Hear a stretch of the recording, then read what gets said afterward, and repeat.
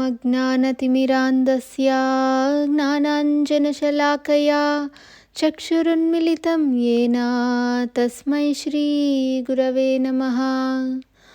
नमो विष्णुपादाय कृष्णप्रेष्ठाय भूतले श्रीमते भक्तिवेदान्ता स्वामिन्निति नामिने।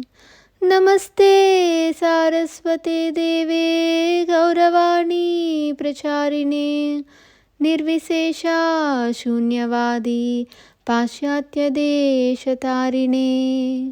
जय श्री कृष्ण चैतन्य प्रभु नित्यानंद श्री अद्वैत गदाधरा श्रीवासादि गौरभक्तवृंदा।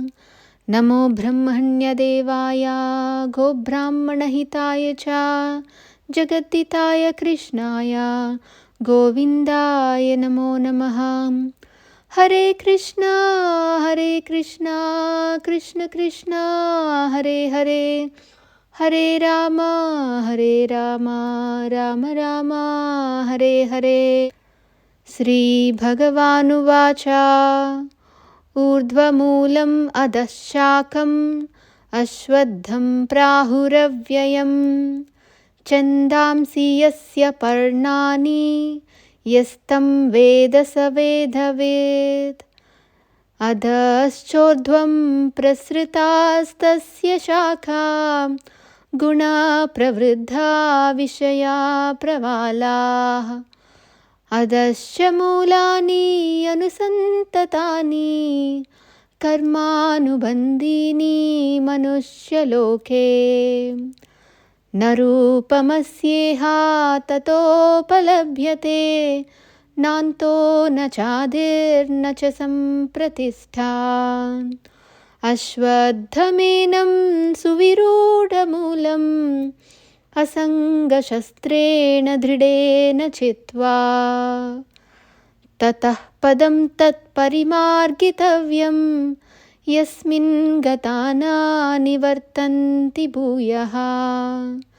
तं एव चाद्यं पुरुषं प्रपद्ये यतः प्रवृत्तिः प्रसृता पुराणी।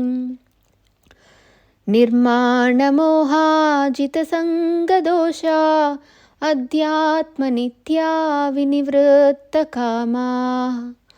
द्वन्द्वैर्विमुक्ता सुखदुःखसंज्ञैर्गच्छन्त्यमूढा पदमव्ययं तत्। न तद्भासयते सूर्यो न शशाङ्को न पावकः यद्गत्वा न निवर्तन्ते तद्धाम परमं मम। ममैवांसो जीवलोके जीवभूताः सनातनः मनः षष्ठानीन्द्रियाणि प्रकृतिस्थानि कर्षति। शरीरं यत् अवाप्नोति यच्चाप्युत्क्रामतीश्वरः गृहीत्वैतानि संयाति वायुर्गन्धान् इवासयात्।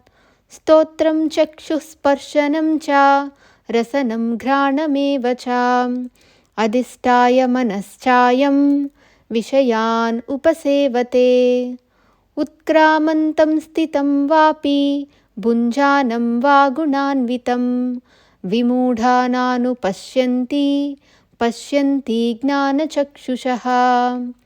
यतन्तो योगिनश्चैनं पश्यन्त्यात्मन्यवस्थितं यतन्तोऽपि अकृतात्मानो नैनं पश्यन्ति अचेतसः। यदादित्यगतं तेजो जगद्भासयते अखिलं यच्चन्द्रांसि यच्चाग्नौ तत्तेजो विद्धि मामकम्। गामाविश्य च भूतानि धारयाम्यहमोजसा पुष्णामि चौषधीः सर्वा सोमो भूत्वा रसात्मकः। अहं वैश्वानरो भूत्वा प्राणिनां देहमाश्रितः प्राणापानसमायुक्तः पचाम्यन्नं चतुर्विधं। सर्वस्य चाहं हृदि सन्निविष्टो मत्तः स्मृतिर्ज्ञानमपोहनं च। वेदैश्च सर्वैरहमेव वेद्यो वेदान्तकृद्वेदविद्येव चाहम्। द्वाविमौ पुरुषौ लोके क्षरश्चाक्षर एव च। क्षरः सर्वाणि भूतानि कूटस्थोऽक्षर उच्यते। उत्तमः पुरुषस्त्वन्यः परमात्मे उदाहृतः। यो लोकत्रयमाविश्य बिभर्त्यव्यय ईश्वरः। यस्मात्क्षरम् अतीतोऽहम् अक्षरात् अपि चोत्तमः। अतोऽस्मि लोके वेदे च प्रतितः पुरुषोत्तमः। यो माम् एवम् असम्मूढो जानाति पुरुषोत्तमं स सर्वविद् भजति मां सर्वभावेन भारत। इति गुह्यतमं शास्त्रम् इदम् उक्तं मया नघ। एतद्बुद्ध्वा बुद्धिमान् स्यात् कृतकृत्यश्च भारत।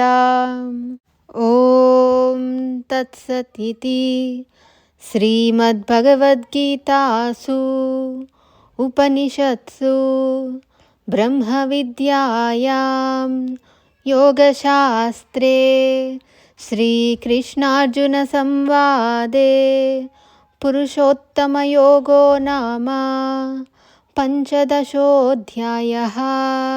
हरे कृष्णा कृष्ण कृष्ण हरे हरे, हरे राम राम राम हरे हरे।